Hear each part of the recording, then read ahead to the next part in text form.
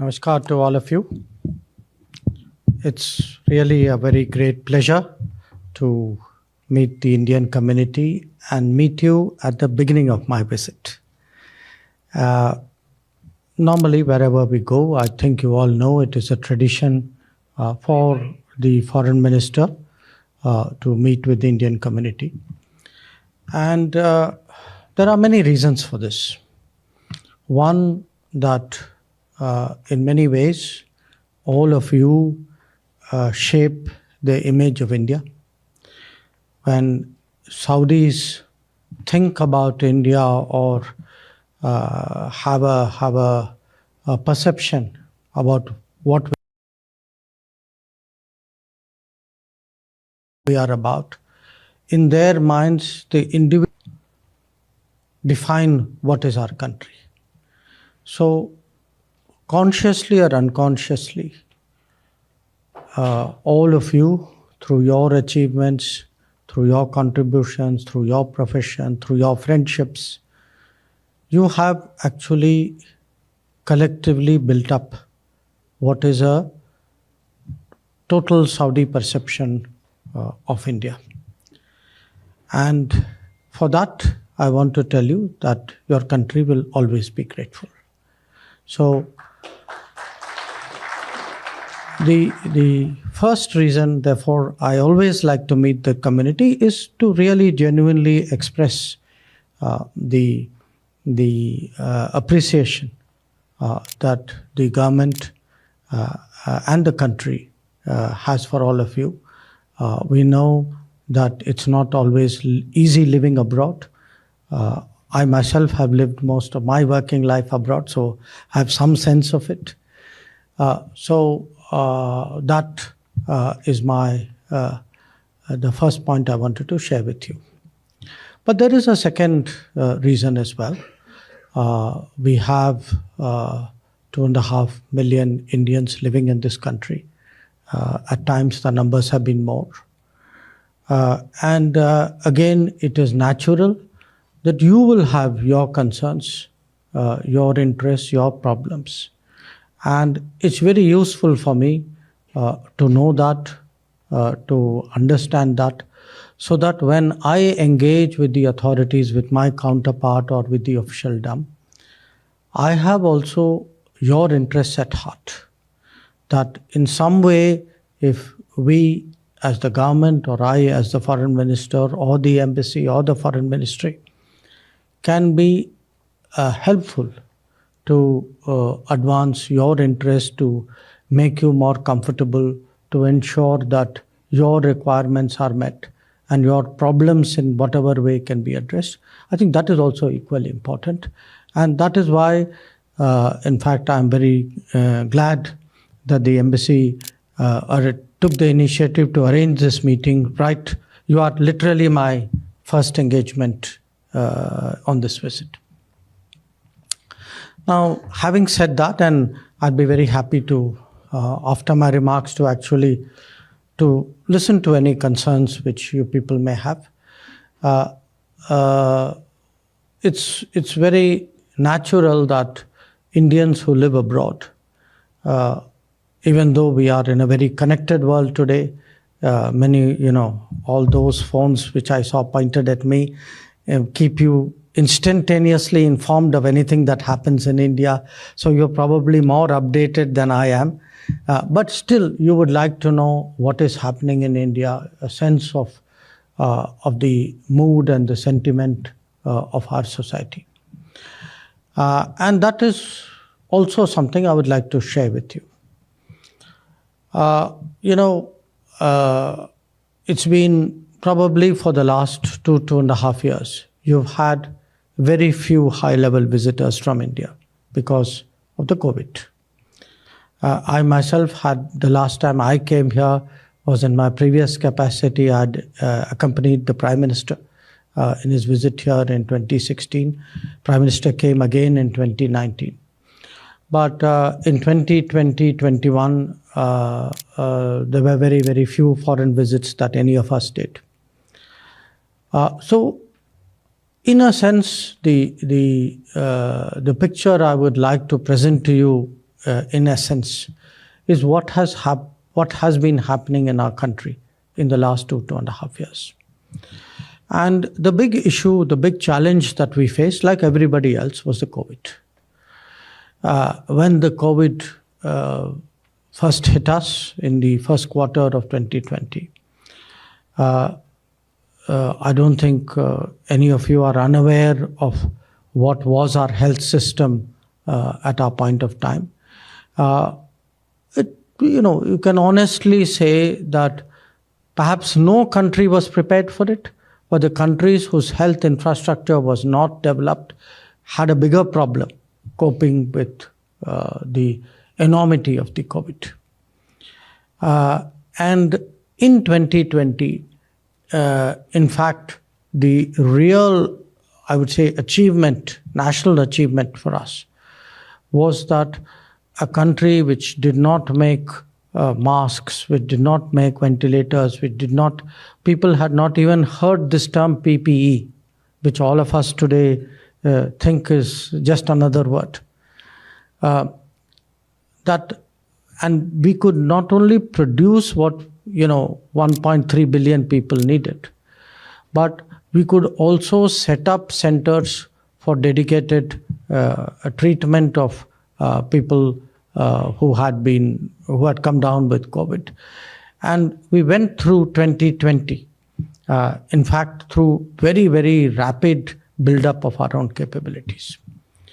In 2021, of course, we had what was a very, very serious Delta wave.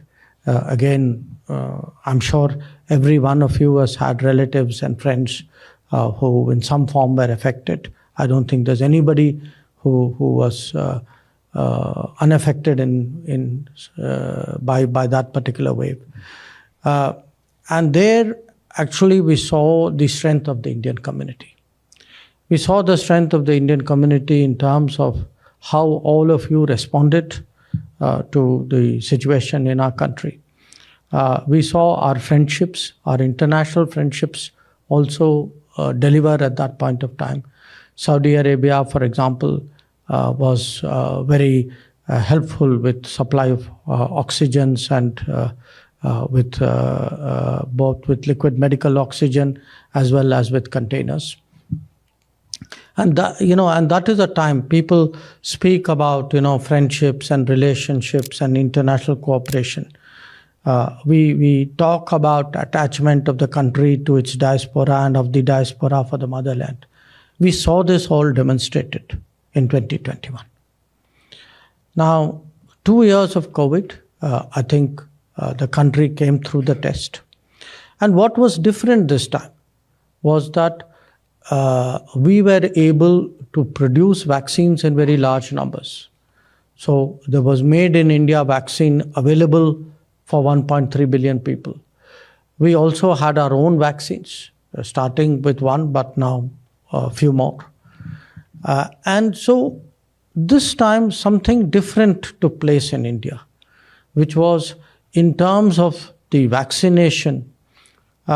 We were not a country which was left behind. We pretty much did it at the same time as everybody else. But it wasn't just that we did it. In this period, because, my business did not stop. So I still found ways of traveling. And I still go to parts of the world where large numbers of people are not vaccinated. Sometimes I go to places where there are vaccines, but they've not been able to get the shots in the arm. So I want you to appreciate really the extent to which our country has risen to this challenge.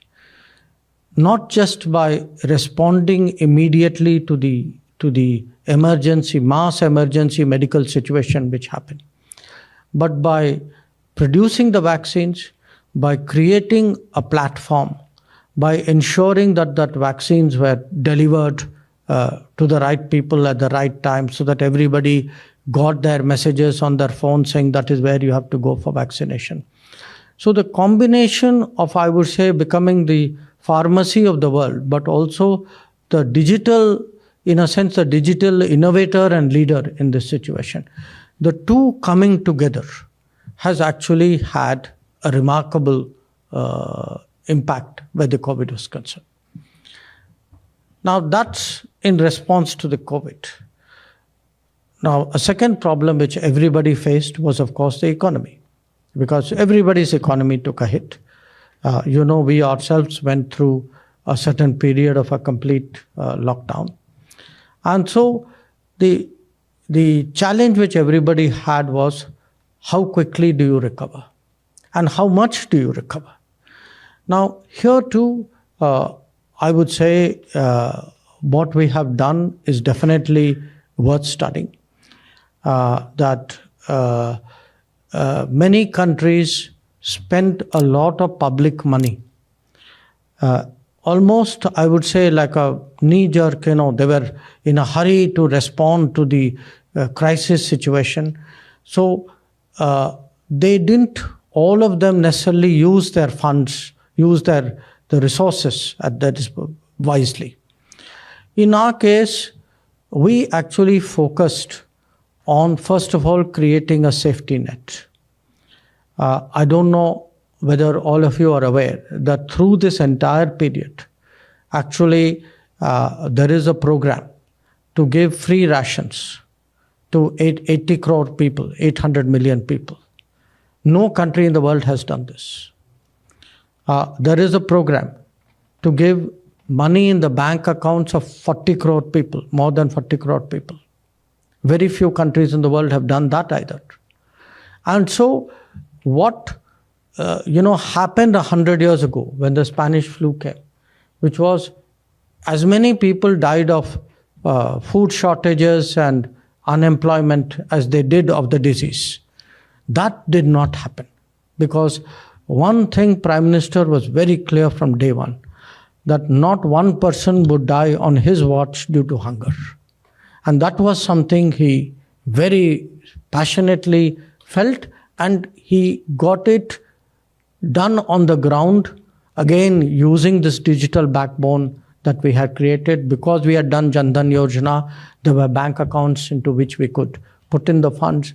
Because there was the Aadhaar card, there was again a digital identity by which the rations could move effectively. But beyond the COVID response, there are other big changes happening in this country. That era when, what was the requirement of the people was defined in very minimal terms. That era is now behind us. We think today that it is, just giving food is not enough. It is not what I would call the basic requirement of society. So we've had actually transformative programs today underway. Programs which connect all houses to electricity. All houses, this is the scale, the big program right now we are trying to do. Connect every house with tap water, what we call Har Ghar Jal. A program actually to make sure as many people have houses as possible. So there is a big Awas Yojana and a Gramin Awas Yojana. And the idea is to support the weak and vulnerable so that the home ownership in India grows in large numbers. Programs to help the farmers, because ultimately one of the lessons of COVID was that trade got disrupted, ports got closed. We could not depend, a country like India could not depend on somebody else to feed it. So how do you actually support your farmers to grow more? But also at the same time, make sure while these programs on meeting the basic societal needs. By the way, a huge program on insurance. Today, you may be perhaps a little surprised to know that as many as 45 crore people, 450 million, are in some way or the other an insurance beneficiary of a government program. So if you look at these numbers, 800 million people who are getting rations, 400 million people who are getting money in their bank accounts, 450 million people who are getting insurance. Today, the number of people who are getting health benefits, Jan Arogya Yojana, that is also reaching today hundreds of millions. So what was perhaps even 3-4 years ago a dream, that our citizens would be educated, power, water, homes, insurance, health. That dream, that aspiration is today happening in India, probably at a much faster rate than most of you imagine. But along with that, there are equally powerful efforts today to actually grow our economy, to move towards becoming a higher income country. And again, a lot of this has required a vision. It has required a very prudent management of our fiscal resources. It has required policies which have made it easier for banks to lend, for small and medium companies to get lending, even for self-employed people to get lending. How do you change the credit policy? How do you change the banking policy? How do you change the education policy? How do you change the labor policy? All these are today underway at different levels. Many of these big reforms have taken place. And the result of that you can see in two very interesting developments. One, in the year which is just over, 31st of March this year, we have posted the highest export that we have ever done. So our total exports were $670 billion. We had a trade in goods of $400 billion. And it has today, the idea of India as a trading power, that has become credible today. The second is that although many other new challenges have happened because of the Ukraine conflict, price of oil has gone up, price of food has gone up, price of shipping has gone up, insurance has gone up. But we are still very confident that India will be the fastest growing major economy in the world this year. We are confident that we will get at least 7% growth. So I share with you this picture because when I go in tomorrow to meet my Saudi counterparts, in their minds, they will be meeting the foreign minister of the 5th largest economy. Many of you would have seen the report. We have just overtaken the United Kingdom in the size of our economy.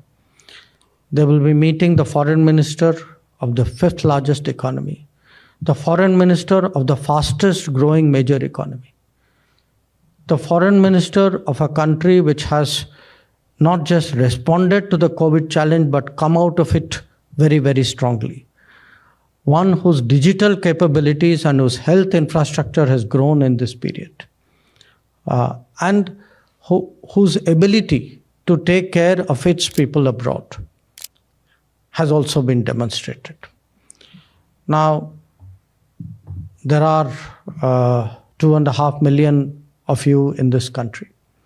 Altogether, perhaps in the world, there are roughly 3 crore Indians, 30 million Indians or people of Indian origin. I want you to remember this COVID period and think of the Vande Bharat mission that we undertook. Because when the COVID happened, you had in this globalized world so many people who were stuck abroad. In fact, those who had homes abroad were the lucky people. There were many people who had gone as tourists, people who had gone as students, the dormitories shut down. People who went as merchant shipping, the ship discharged them in some port.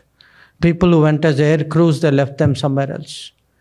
So we brought back 7 million people, 70 lakh people through Vande Bharat Mission. Actually in the history of the world, nobody has done that kind of evacuation. And it can be during COVID. It was also demonstrated during the Ukraine conflict, where more than 20,000 of our students were trapped in the middle of a conflict. And we actually moved. I mean, the Prime Minister spoke to Putin, he spoke to Zelensky. We moved heaven and earth to get those students back. So that is the India today which the world sees, which in a sense is something that, if you are from a country which is respected more, which is more relevant to the rest of the world, I think the benefit of that also goes to the community. So let me say a few words about where we stand in respect to the community. We have, particularly under Prime Minister Modi, we see the world as a global workplace. Everybody sees the world as a trading place, as a marketplace. But we also see the world as a workplace where our citizens can travel, can work, can go so legally with full protection, that if there are contracts, they get the benefits of that. So one of our big foreign policy priorities is really to ensure that our people get the right treatment abroad, that your problems are our problems. Now, obviously, there will be issues, different countries offer different kinds of challenges. I think many of the kind of issues which happen here. But I would say, as someone who has been in the Ministry of External Affairs, both as a professional, now as a minister, for more than 40 years, the kind of attention today that the government gives to the Indian community abroad, I have not seen it before. And the resources that go into it, the attention that goes into it, even I would say the emotion that goes into it, that is something of a very, very different order. I therefore want you all to understand that there are very practical ways by which we respond. We have an Indian Community Welfare Fund. We have broadened its usage. We have put into motion different ways by which we get to know of Indians in distress situations. I think you would have all seen the change even in the attitude of embassies and consulates, that they are today much more responsive, much more open, much more conscious than they were before. And that too is part of the change that India is undergoing. So these were some of the thoughts that I had. I thought, again, it's for me a very good start for a visit, that I have the opportunity to meet all of you. I'm sure you have some issues in your mind. I'd be very happy to listen to them. If there are questions, I'd be happy to answer. If there are suggestions, please feel free to make it openly but briefly. I'd be willing to listen. So once again, thank you. It's a great pleasure meeting all of you. So we start with a question from a Pravas Bharati awardee, sir, Mrs. Zainat Jaffrey. Unfortunately, she has not brought her eyeglasses. I'll just read the question. But you can please speak. My hearing is still good. I would like to. A very good evening to everybody present here. Sir, my humble request is that since I belong to education field, I want what our government of India is doing to benefit our children for higher education here. Since Saudi government has taken initiatives to give permission to start colleges or a unit of university, can our Indian government help us in this regard to set up our senior girls and boys to study here? In Saudi Arabia? Yeah, ji. Okay. Well, it's it's interesting you asked that because we have something called the new education policy. this also, please sit down. This was also something which was debated and finalized during the last few years. The new education policy, I mean, look, very frankly, when the country grew, when the economy grew, our educational institutions and capacities did not grow at the same pace at which the country grew. So today we have a situation where there are actually something like 11 lakh Indian students studying abroad. Okay. I mean, it has, of course, a financial implication, but in many cases, people went abroad because maybe they didn't have enough choices at home. And that's also a reality we have to deal with. So the one part of what the government is trying to do is actually to see how rapidly we can expand higher education. And not only higher education, a lot of effort has gone to improve literacy, to improve school enrollment, to improve school retention, to focus on girls in school. So all of that is there. But the higher education bit, you will see, many more medical colleges are coming up, engineering colleges are coming up, IT institutions are coming up. So that's happening at home. But as part of the new education policy relevant to your question, there is a clear recognition that there has to be more global international collaboration. Now, we can have international collaboration in different ways. One is that Indians establish institutions outside. I think that is of interest to you. I think the new education policy would encourage that. The other is that we actually work with foreign universities in India, that we find ways which are mutually acceptable, how to collaborate. I think people are still working out models of that, but there is definitely a clear sense that it is for the good of the country if our educational institutions go out. It is good of the country if the world's educational institutions collaborate in India with us. So I am quite hopeful in the coming years that something will happen in this space. Thank you, sir. The next question is from Dr. K.R. Jayachandran. He's an educationist and a writer. Please.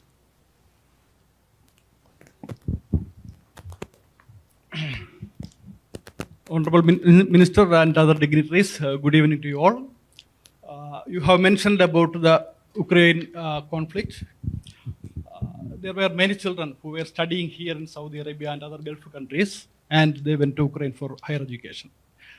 Thanks for your support to bring such children back to India. And now Medical Commission has agreed for the transfer and mobility program. Fortunately, they are getting a chance, but unfortunately, they are not able to get their certificates and transcript from the Ukraine universities. So my question to you is, can you direct the Indian Embassy in Ukraine to get their certificate so that they can continue their education in India or other countries? Mobility or transfer program.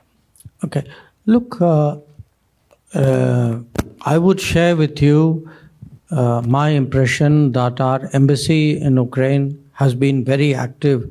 In fact, I would say proactive in this respect. So even before the conflict began in February, in fact, they were reaching out to universities, telling students, look, this is getting dangerous. You have to think about your continuing out here. Then there's that whole advisory, etc. So I am very sure that the embassy on its own, would be, and we have a very senior ambassador there. Of course, the embassy size is small, but still, I think it's a very active embassy. So I would imagine that on their own, they would be very helpful to students who have, if I understand it, they need help with the universities to get documentation, right? If I understood the problem. But since you mentioned it, and there must be a reason why you are raising it with me, I will make it a point to actually check personally with the embassy. And if there are any issues, I can assure you that we will do everything to support them, because in whatever manner we can be helpful to the students. We are very, very sympathetic to them. I mean, they've had their education interrupted by factors which nobody could have imagined. So I will speak to the embassy, and whatever help they will give, I'm very sure that they would do so. Thank you, sir. The next question is from Mr. Satish Deepak from the International Yoga Club.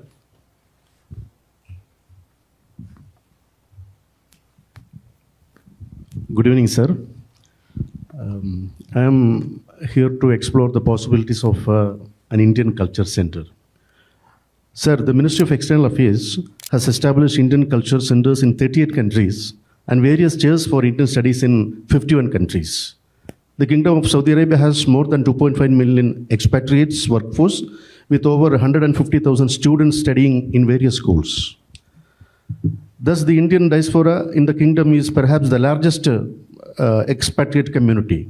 It has been a long cherished dream of our Indian community for an Indian culture center in Riyadh. As we all know, yoga assumes phenomenal popularity in Saudi Arabia, and which has accepted it as a sport item as well. A memorandum of understanding has been signed between Saudi Sports Ministry and Indian Ministry of Ayush for yoga-related researches and cooperations. How yoga therapy and Ayurveda can be a part of the healthcare system in Saudi Arabia. And in this context, we need your advice and support for the Indian Culture Center and the Center of Excellence in Yoga, Riyadh. What is happening in respect of the IC? By the way, just for my knowledge, I assume that the community itself must be having some centers where people meet and have opportunities. Would that be the case? Huh? On the embassy would be the only place. Okay. Okay. Now, to be very honest, I cannot, I have no knowledge why there was no cultural center earlier. Okay. What I can tell you is right now, the ICCR is kind of doing a stock-taking evaluation of where there should be cultural centers, because often, you need to, I would say, look at the efficiency point of view. Sometimes you have too many in one region, you don't have in another region. All of us have fixed budgets in which we operate. So it's a question of rationalizing your resources. We have completed the domestic part of the rationalization, which was, we had many regional centers in India. We have reduced it so that we have made it more efficient and made it more programmatic rather than establishment driven. A similar exercise is going on. So what I will do is, I'll certainly take your concern on board. I mean, the fact that there are 2.5 million Indians who live here is a very powerful argument. I quite see the point. But I will also try to understand for my own planning, what in the past have been the reservations. I do not know the history of this. Regarding yoga and wellness, look, we are trying to universalize both of them. We are trying to universalize both of them, because if you look at both these, I would say, practices, they have caught on in the world because the rest of the world has treated it as universal. People have not, yes, people understand they came from India, but beyond that, they have localized it. They have localized it, they have owned it, they have customized it. And that is the beauty of it. I mean, when we have on the International Day of Yoga, actually this guardian ring which starts from the east and then goes across the entire world, it has happened because it's like a campaign. It is owned by the practitioners. It is actually, is not something organized by governments. So spreading wellness and yoga definitely is something which we would encourage. I think it's also something, I'm here for a meeting with my counterpart, the foreign minister here. And the segment which I deal with, the two of us deal with, are the political, security, also the cultural side.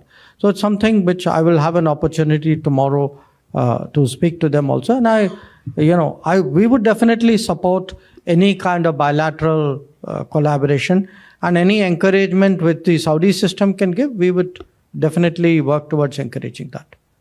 Thank you, sir. The next question is from Mr. Revel Anthony Abel. He belongs to the Saudi Arabian Telugu Association.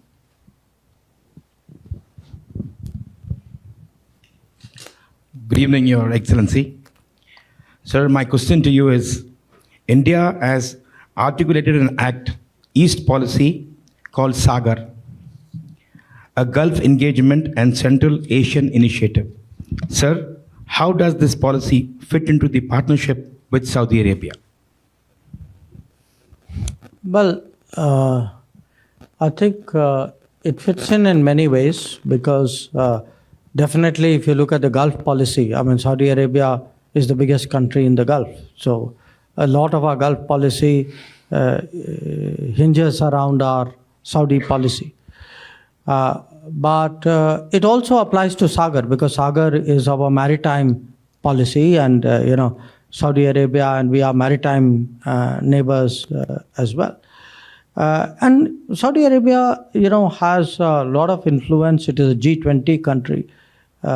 It has interests and views and which extend to a considerable distance. So our effort, when you spoke of those 3 or 4 things, I want to make you think like a scheme. Okay, there is India at the center. Around India are the neighbors of India, the immediate neighbors of India. Nepal, Bhutan, then Myanmar on this side, Bangladesh, Sri Lanka, Pakistan that side. So for the immediate neighbors, we have a policy called neighborhood first. Neighborhood first means give priority to neighbors, work with them, make sure their growth, your growth go together, be very generous, help them with connectivity, with contacts. That's the neighborhood. But if you look at historical India was very present in the Gulf. It was very present in, Southeast Asia, Singapore, Vietnam, Indonesia, etc. It was very present in Central Asia. So these examples that you said, today it is an India under Prime Minister Modi, which is today thinking bigger, saying that, look, for me, these are my extended neighborhoods. These are places where culturally, historically, economically, people connect with me.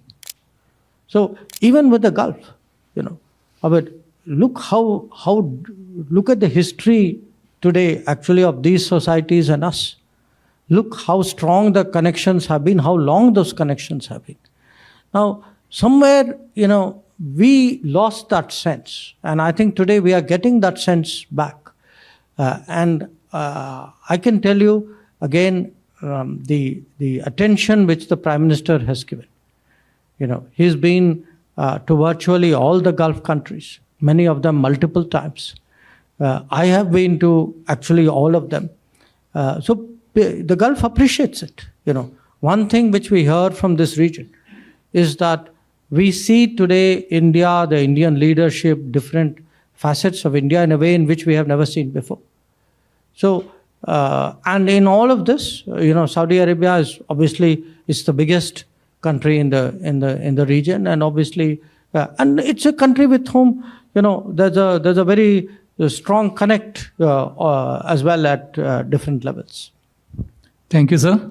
The next question is from Mr. Dilshad Ahmed, is President of the Indian Forum for Education.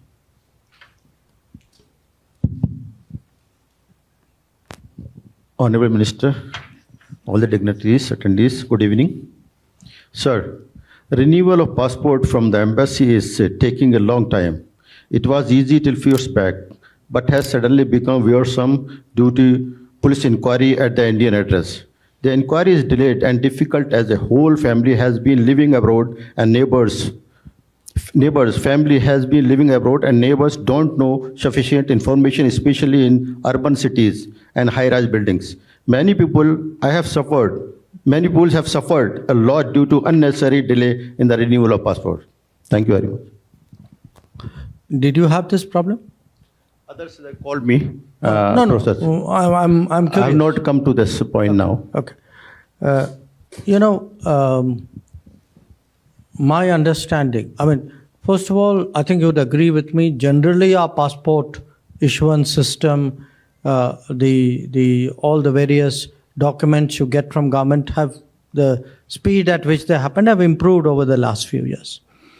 I think the problem you are referring to, and if I'm wrong, please tell me, when somebody has got a passport and the passport is due for reissue after 10 years, if the particulars have changed, then I think that is where the problem happens. That is where some reference, a recheck is required.